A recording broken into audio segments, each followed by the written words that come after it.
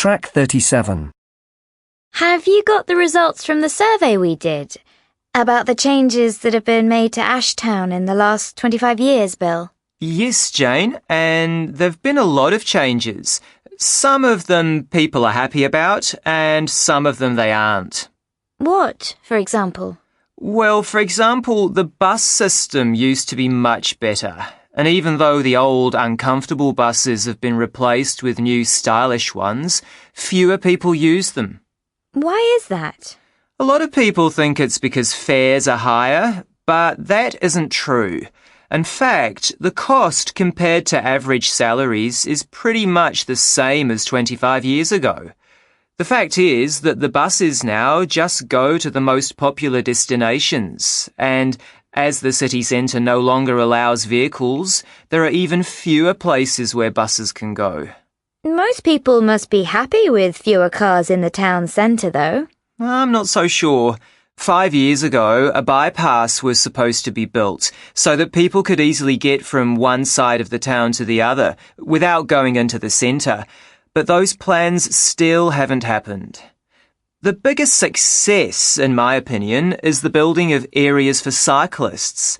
Far more people are travelling by bike and using the facilities than anybody could have imagined. That's all very interesting, but how have the jobs that people do in the city changed? That's sure to have had an impact on what the town looks like. You're not wrong there. The town used to be a lot more polluted due to all of the products that were made in factories here.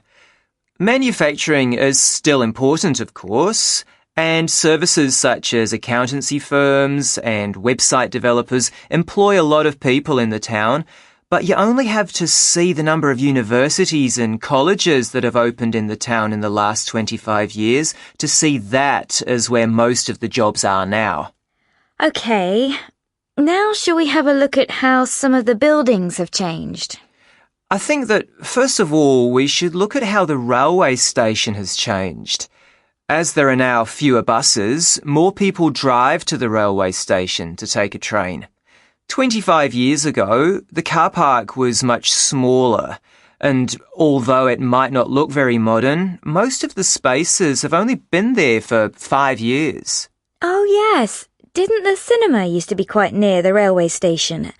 I suppose they built more spaces when they knocked it down. That's right. The Grand Cinema used to be next to the railway station, but they rebuilt one exactly the same as the old one over in King Street. What about the indoor market?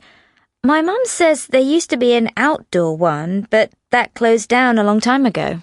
Yes, and when the outdoor market closed down, the indoor market became a lot more popular. 10 years ago, it looked like it would close down too, as the building was really old and it had become dangerous. It used to be owned by the council, but a private business bought it and made the changes so that it could stay open. It's good to see it's so popular still, despite all the new supermarkets in town. I bet the library isn't as popular as it used to be, though. You'd be surprised. A lot of people still use the library. Most people think that people are less keen on borrowing books than in the past, but the library has adapted to changes. It's true that fewer people go in there to borrow books, but since they made tablets and computers available, more people have started visiting it. It has really fast Wi-Fi too, so people like it because of that. Quite a few of the factories have closed down or been sold in the last 25 years, though. So what happened to all the buildings that used to house them? I suppose they're all shut down now? Some of them have been demolished and some have been converted for other uses, but that isn't surprising. The thing that I found surprising was that although education has become more important to the economy of the town, there isn't an art college anymore. In fact, the art college is now used as a doctor's surgery. Oh, really?